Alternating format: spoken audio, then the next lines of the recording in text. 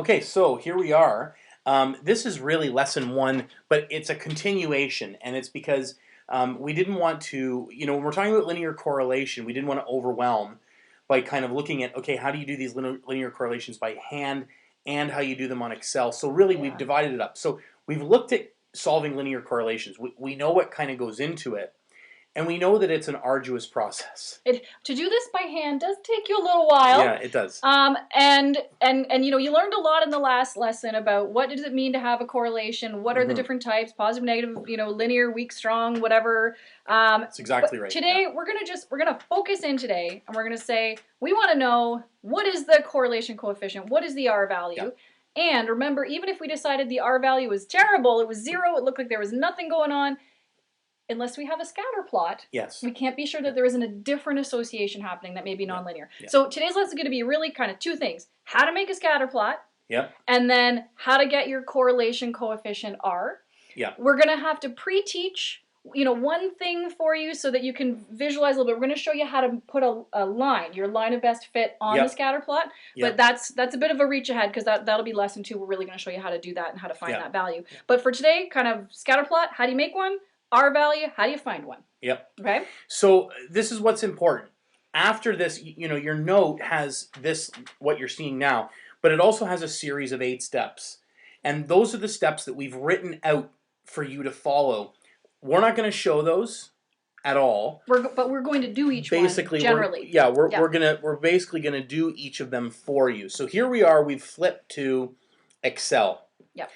And so in Excel, this is basically, if you download, if you were to download the Excel file, or if you just want to enter the data that's on your notes, that would be step 1. Yeah. So enter the data that you see on your note, which we've done here, into columns. Yeah.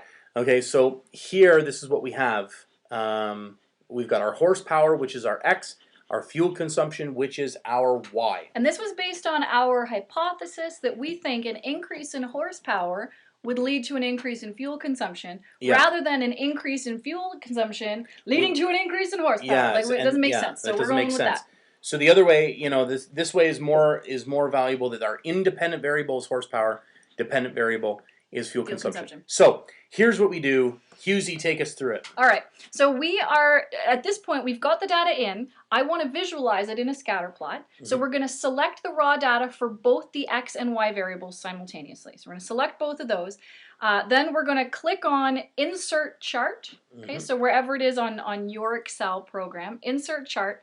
And this is where we get to choose a scatter. Now, different versions will have it be XY scatter. And so that might be what you see on your version. But Mr. Jackson's just going to click on scatter and choose the first one. We don't want it to connect those points with any curves or anything like that. We just want to see the points on the graph in our scatter plot. Okay. Yep. So at this point, you've got the scatter plot. We don't need that label, so we're going to delete that.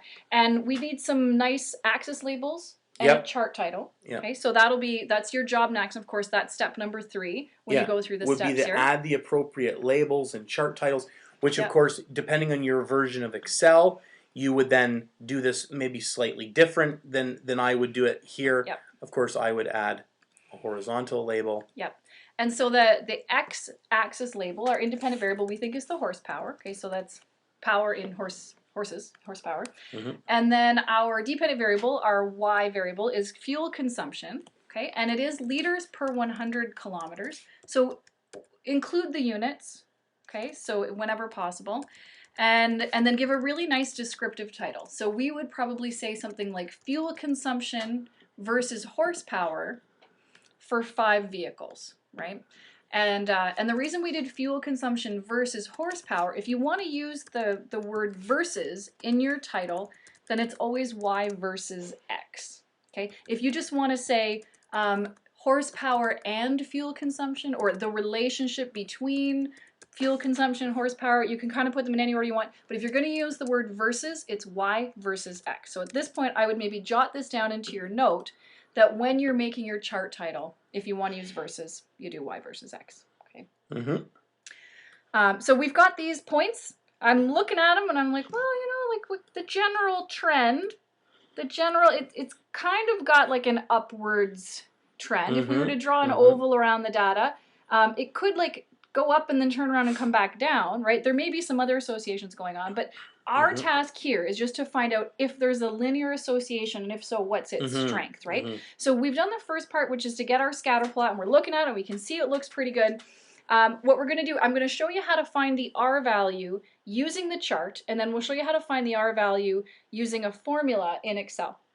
So if you right-click on any data point on your scatter plot, and then you choose Add Trend Line. Okay, this is where we're going to actually put in a line of best fit. Now, under Type, you can have linear, logarithmic, polynomial, all kinds of other ones. Make sure that you choose linear, because that's the one we're looking at today.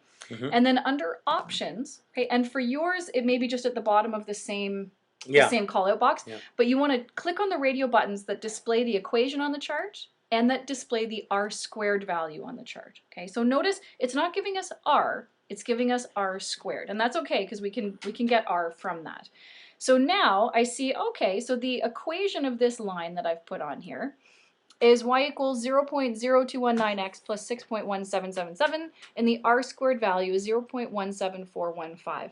So one thing that we're going to do, Mr. Jackson's going to click into the first cell that's right next to our heading for correlation coefficient, and to find the R value, using the R squared value, you just square root it. So if we type in equals SQRT, and then open up a bracket, and we're just going to type in this case, our R squared value, which is 0.17415. Close the bracket, hit enter, and it gives us an R value of 0.4173. Now note that this R value is just the magnitude, because when you square root the R squared value, it's going to be positive for sure. At this point, you have to look at the slope of the line, and if the line is a positive slope, then that means your R value is positive. If this had a negative slope, we would still have 0.4173 here. We'd have to decide then to put the negative on in front of that. Okay.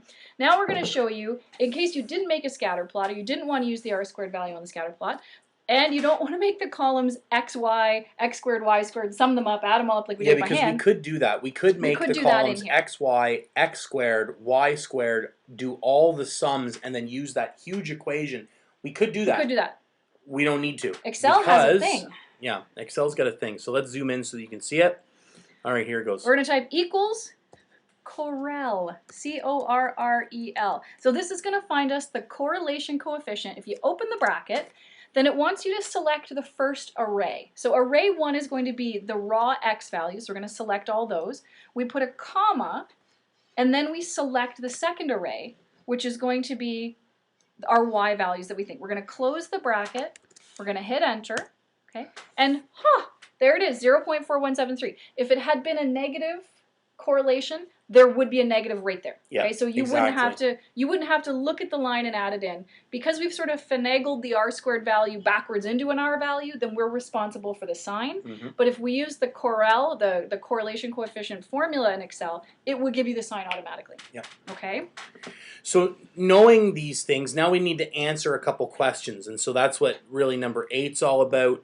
Number 8's all about saying, okay, so here we have, we've got our correlation coefficient, so now let's answer some questions. So we'll move this over to the side, and we can say, well, you know, let's describe the strength and the type of the linear correlation between these two variables. Yep. So we can say, okay, well, we know it's positive. Yep. It was 0.4173, so that would round to 0.42, positive 0.42, and so because that lies in that middle third between 0.3333 and 0.6666, then we're saying that that's roughly a moderate positive linear correlation. Now that just sounds like data management jargon. If we were to translate that into a conclusion for, you know, lay people to read, this means that as horsepower increases, you're likely to see a proportional increase in fuel consumption. So as one increases, the other increases. It's not perfect, but there's a good likelihood. So we've translated the positive moderate linear correlation into something that people can actually understand.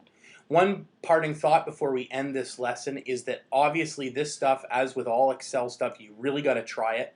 And you'll see in class over the next couple of days, you know, these types of questions in Excel, you kind of got to get in there and try it out for yourself.